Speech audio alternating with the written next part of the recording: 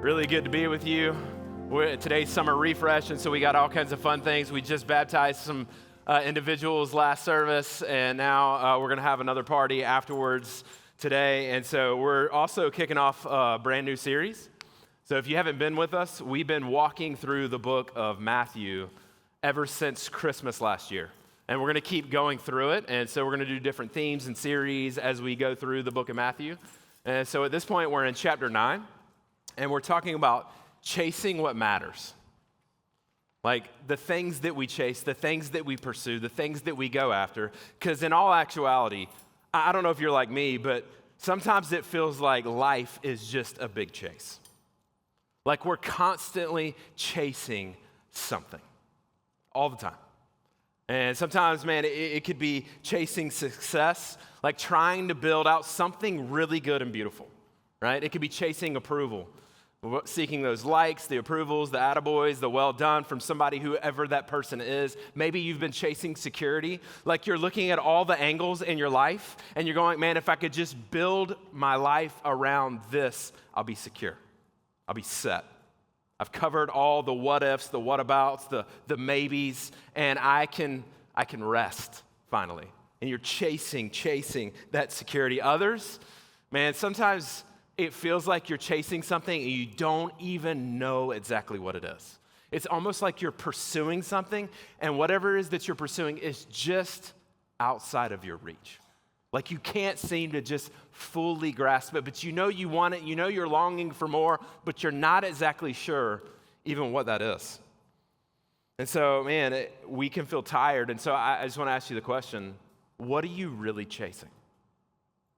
Like, what are you pursuing? What are you actually going for in this life?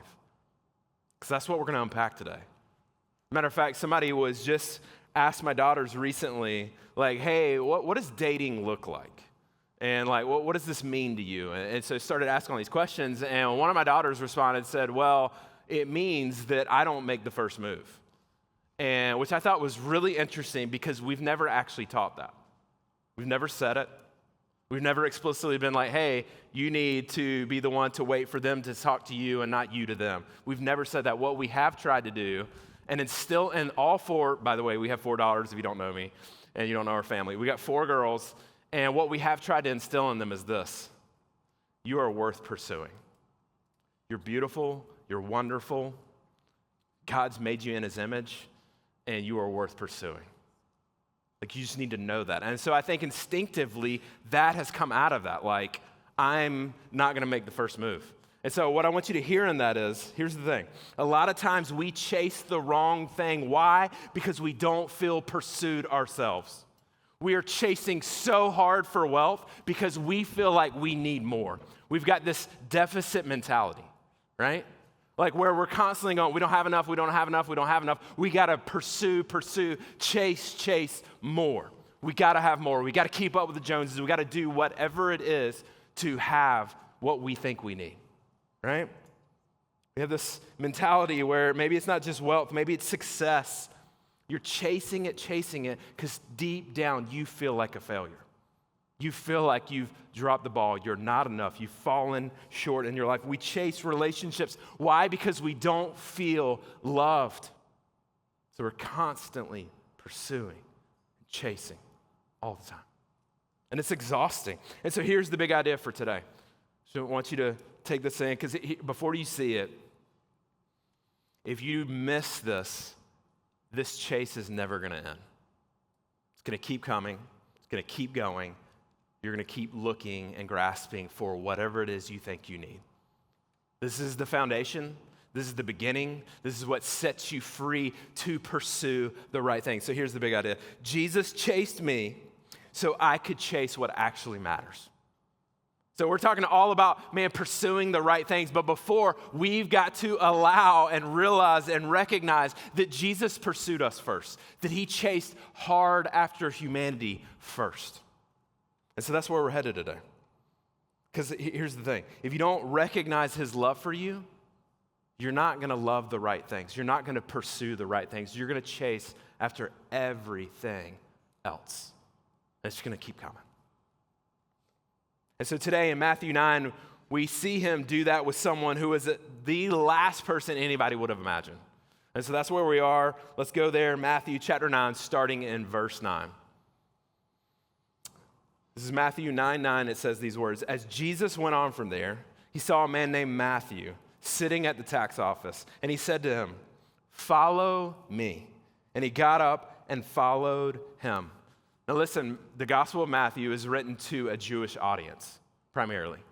So he has the Jewish listener, reader in mind. Immediately when they hear these words, something should jump off the page, like right out the gate. When they hear tax collector, they think sinner, they think one who is far from God, they think bad person, they think of the person who can't come to the temple because they're unclean in God's eyes and in their eyes. This is not a good person. They would immediately go, if he went to court and testified on anything, I wouldn't trust a word that he says. They would immediately think, this is the person who steals money from me when he receives taxes. They're immediately charged like, what? What are you talking about? He pursued and said to a tax collector, come follow me. What is happening? It should just come off the page. And just to give you a little context, think about this. Jews were expected to pay a few things. They were expected to pay 10% to the temple. They were expected to pay anywhere between 2 and 12% taxes and tariffs. And in their location, where they're currently right now, high commercial area. So lots of trade, lots of tariffs, lots going on, right? And so it's probably towards the 10 to 12%. And then on top of that, tax collectors would add even more for their own personal gain. They just slide it in there. Tax collectors were generally very wealthy. And so they're immediately hearing, Jesus says he went on from there. He saw a man named Matthew, which is the Gospel of Matthew, same guy, sitting at the tax office and said to me, follow me. And what did he do? He got up and followed him. What do we say? We're talking about chasing what matters. What do we see right out the gate? We see God the Son, the Messiah, the King. What is he doing? He's pursuing and chasing man. And not just any man, a broken individual, a fallen individual, one who they would consider sinners. So right out the gate, God is chasing them through his Son, right? It's the picture of Jesus came down for us because he loves humanity. I'm going to say a couple of verses. Even if you aren't a part of church, you've heard these, right? For God so loved the world that in this way, he gave his one and only Son, so that everyone who believes in him will not perish but have eternal life. Love, pursuit, coming for, purpose. Jesus coming down to man, becoming a man, and loving humanity. Ephesians chapter 1, verse 4. For God, he chose us in him before the foundation of the world to be holy and blameless in love before him. And I don't know what you hear in that. Before this came to be, the foundation of the world, he said, I have a plan for you. I have a purpose for you. I'm going to be pursuing you. Before you even knew it, before you were even born, I was ready for you. I'm coming for you. He's been chasing after you before you were even born. Don't you think he can handle whatever is going on in your life right now? All of the crazy, whether it's May or December, that Jesus is saying, before you were even born, I've got you. See that? He took the first step of pursuit. Ephesians, a little bit later in that book, Ephesians chapter 2 says that faith is a gift from God. Pursuit, chase. I'm coming for you. I'm coming for you. It's a gift, and it's beautiful, and it's good, and it's awesome. And what does he do? He says, hey, Matthew, you in the tax booth, follow me. You know what that is? That's literal. It's not like, hey, Matthew, whenever you get around to it, bro, like if you want to come follow me, I'll be in the corner over here. I'm just hanging out waiting for you whenever you feel like it, all right? Or whenever you get off the shift or whatever. No, literally, follow me right now. What do we see? He's saying, quit your job, walk away, and come follow me. Come be trained by me. I want to equip you. I want you to listen to me. I want you to learn from me. I want you to obey me. I want you to be a follower, one who comes behind me, watches everything that I do, and then you go and do it. Literally, that's what he's asking him. This is a big ask. This is a radical ask. And it's a crazy story because think about this. Just before this, in chapter 4 and a couple other times, Jesus calls other people to follow him. But this one's a little different. What does he do in the past? He went to Peter and Andrew and James and John. They're fishermen. He says, hey, come follow me. Drop your nets. They drop their nets and they go and follow him. Still radical, but not as radical as this. You see, they were fishermen by profession. Family owned, most likely. If they do this run with Jesus and it turns all to crazy and they're like, I'm out, guess what they do? They go back to fishing. Simple. This guy, he's a tax collector. There's probably 50 people in line waiting to take his place. And so when he steps out, guess who steps back in? A whole lot of other people and not him. So if he turns this thing around and goes, Jesus, it was a good run, I'm going back to my job, there's no job left for him. There's no safety net. There's no like, hey, I got a backup plan. He says, follow me. And this tax collector, what does he do? He walks. This is radical. This is a big deal. Sometimes God calls us to follow him with no next step in place, no backup plan, no safety net. He just says, come, pursue me, follow me. I'm calling you away from that. Come with me. That's the picture. So I just want to ask you, what is Jesus saying to you right now? Where is he saying, follow me? You don't need a plan. You don't need to figure it all out. I'm telling you, follow me. I'm right here. Come on, let's go. Right? I mean, you never know where people are when you ask or invite or get curious about their story. Jesus comes to this man, says, follow me, and he goes. This is a crazy shift. This is a big deal. Students, it would be like you walking away from a sports team that you are crushing it at. Like everybody's like, oh man, like she's got, they're headed places. Follow me. Gone. It would be like a young adult walking away from their masters when they planned their entire life around it. And he's saying, hey, I know, I get it. It's a good pursuit. I have something else for you. Follow me. I know you put a lot of money in that. Follow me. This is radical. It should just leap off the page. Adult, maybe it would be you leaving your dream job because God's saying, follow me. Listen, I've got you. Follow me.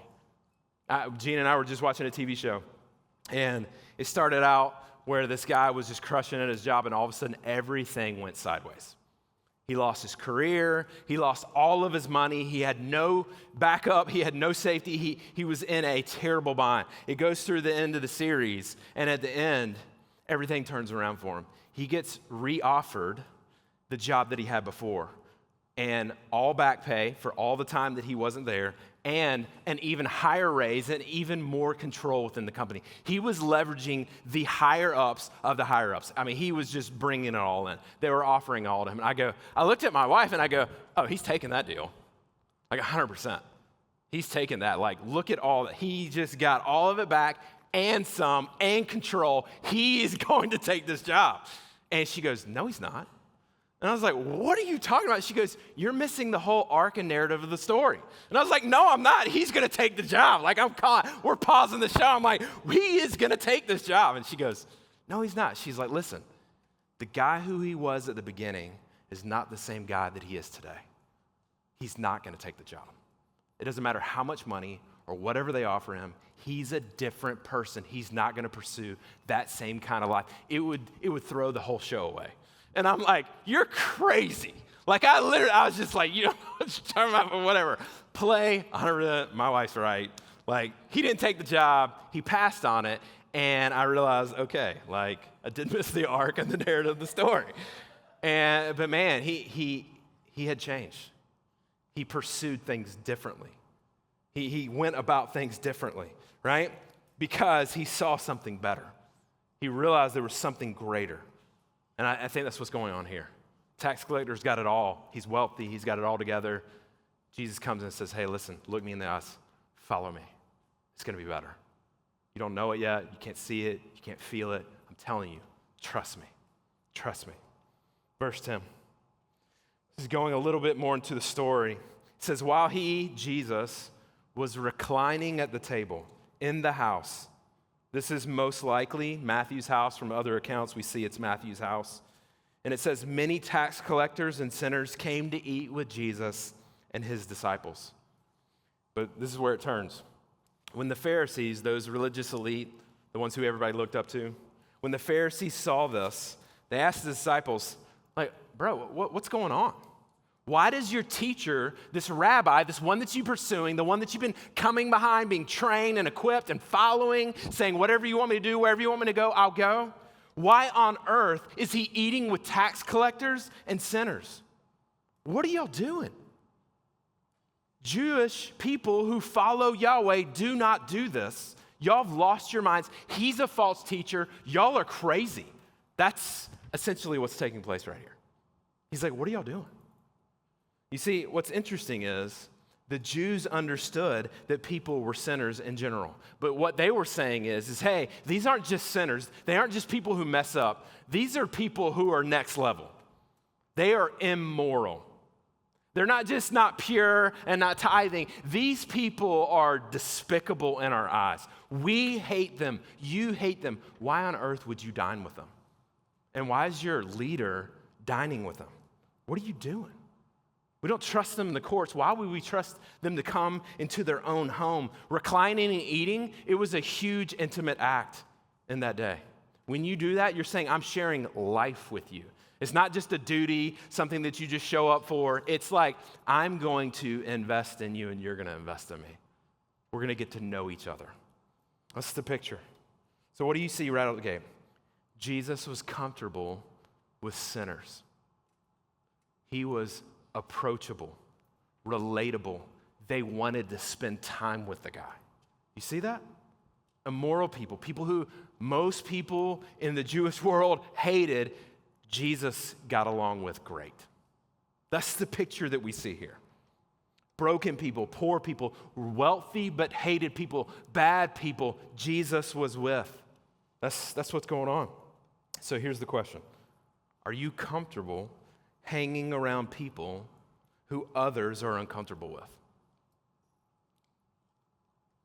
They don't think like you, they don't look like you, they don't talk like you, they don't vote like you, they don't do whatever it is like you. Are you comfortable in your own skin, in Christ, to dine, to have an intimate relationship with, like in a friendship way? That's what Jesus is doing. Who are people you are doing life with right now that are far from God? And listen, this is messy. You're about to see that. I'm going to bring it all out, okay? This is messy. You got the Pharisees, the religious elite, the stuffy Christians, and they're judging Jesus. And they're not approachable, they're not relatable, and they're stuck in their ways. That's what's going on. And so this is a big topic. There's a tension here. I'm going to say it in a way that none of you would say it, but you may believe it. And this is it. Sometimes the cry of the church is that you should not be seen with sinners. You would never say it like that. Let me say the way we say it, the way pop culture says it, the way we think often. Show me your friends, and I'll show you your future. Right? I've said that. I believe that on some level. But there's a tension there.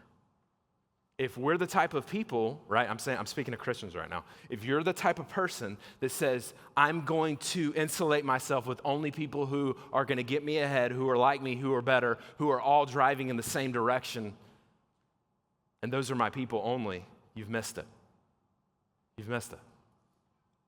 If you're not going outside that circle, it's very possible that I'll say it this way. If you don't feel the tension, you're probably not living it.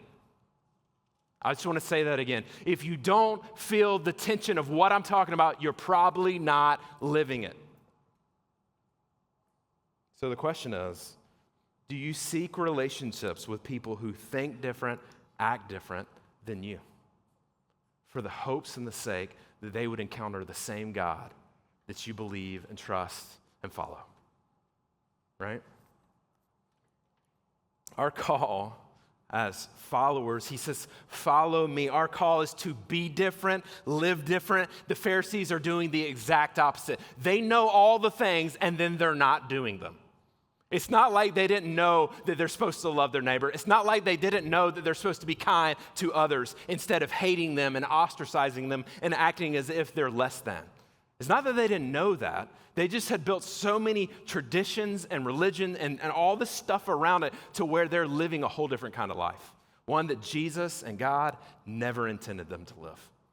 It's real easy to get here. Way easier than we would probably want to admit. Right? Now, when he had heard this, verse 12, he said, "It is not those who are well who need a doctor, but those who are sick." And then Jesus leans into the Pharisees, and what does he say? Go and learn what this means, because they know the verse. They're well acquainted with the Bible. Go and learn what this means. I desire mercy and not sacrifice, for I didn't come to call the righteous, but sinners. What's crazy is that everyone at that moment, in that place, it didn't matter if they were physically healthy or physically sick, everyone needs God. Everyone's a sinner. Everyone falls short. And he's saying, hey, listen, Pharisees, you're missing it. You think you're doing great because of all the good stuff that you do, and you need me. And you're missing it. They recognize they can't do it on their own. They recognize they're not good enough. They recognize that they fall short. And that's why they're building a relationship with me. Because I'm the only one that can save them. I'm the only one that can bring them hope. Why are you missing this? Go and learn what it means to desire, not to desire sacrifice, right? I desire mercy and not sacrifice. For I didn't come to call the righteous, but sinners. So I just want to ask you a question. Do you know if you're truly healthy spiritually or sick? Like, where are you? The Pharisees thought they were healthy, but in reality, they were far from God. Listen, I've told you this, I don't know how many times. I'm from Georgia. If you'd asked me at any point in my life before knowing Jesus, if I was a Christian, 100%. Why? Why, Clint? Is it because you go to church? No. Is it because you read your Bible? No. Is it because you pray? No. Is it because you do good stuff? Not really, right? Why are you a Christian? Because I am, bro. I'm from Georgia, right?